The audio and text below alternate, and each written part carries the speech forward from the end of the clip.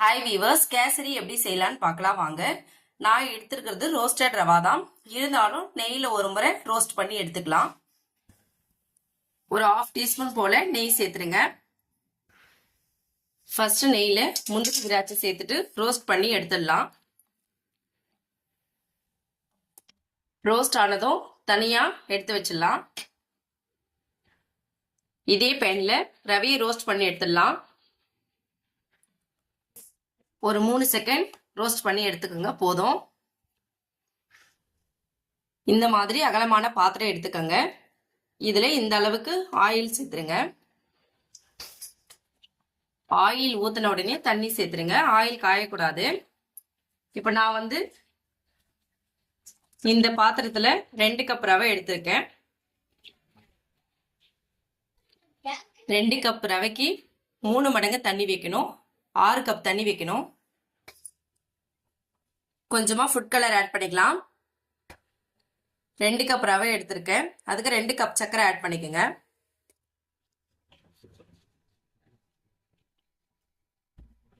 ஏலக்காய் தட்டி சேர்த்துக்கலாம். எல்லாத்தையும் நல்லா கலந்து விட்டுருங்க.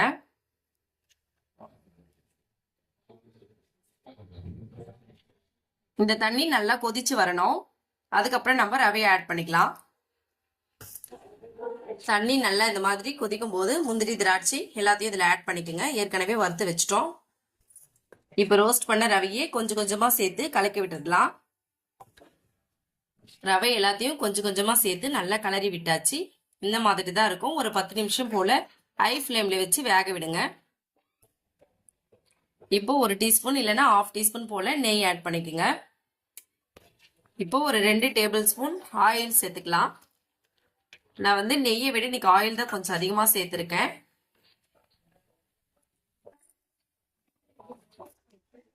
நல்லா இந்த மாதிரி பபிள்ஸ் வரும்போது அடுப்பு ஆஃப் பண்ணிடுங்க. இந்த மாதிரி ஒரு பிளேட் எடுத்துக்கோங்க. நல்லா அதுல ஆயில் போட்டு நல்லா இந்த பிளேட் ஃபுல்லா இப்படி தடவி விட்டுருங்க. இந்த மாதிரி பிளேட்ல மாத்திட்டு கையில கொஞ்சமா ஆயில் அப்ளை பண்ணிட்டு இப்படி ஃபர்ஸ்ட் இந்த மாதிரி பிரஸ் பண்ணி விட்டுருங்க. அதுக்கப்புறம் கரண்டிலையும் கொஞ்சம் ஆயில் அப்ளை பண்ணிட்டு இந்த மாதிரி நல்லா ஈக்குவல் பண்ணிடுங்க. நைஃப்லயும் கொஞ்சம் ஆயில் அப்ளை பண்ணிடுங்க. ஆயில் அப்ளை பண்ணிட்டு இப்ப நம்ம கட் பண்ணிக்கலாம். எந்த சைஸ் வேணுமோ அந்த சைஸ் கட் பண்ணிக்கோங்க. இது எல்லாமே நல்லா சூடா இருக்கும் போதே பண்ணணும்.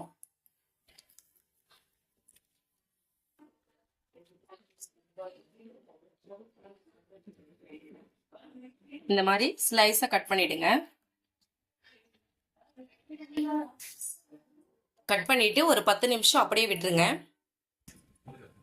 நல்லா ஒரு 15 மினிட்ஸ்க்கு அப்புறம் ஆறுனதும் இந்த மாதிரி ஸ்பூனால ஏற்கனவே போட்டு வச்சிருக்கிற லைன் மேலே இன்னொரு லைன் போட்டுருங்க. நல்லா ஆறுனாதான் இந்த ஸ்லைஸ் கரெக்டா எடுக்க முடியும். ஃபர்ஸ்ட் எடுக்கிறது இந்த கார்னர் பார்த்து எடுங்க. நான் எடுக்கிற மாதிரி இந்த மாதிரி ஒவ்வொன்றா பீசஸை எடுத்துருங்க. நல்லா ஆறுனதுக்கு அப்புறம் எடுங்க. இந்த மாதிரி நல்லா ஸ்லைஸா வரும். இதே மாதிரி நீங்களும் ட்ரை பண்ணி பாருங்க. ரொம்ப நல்லா இருக்கும்.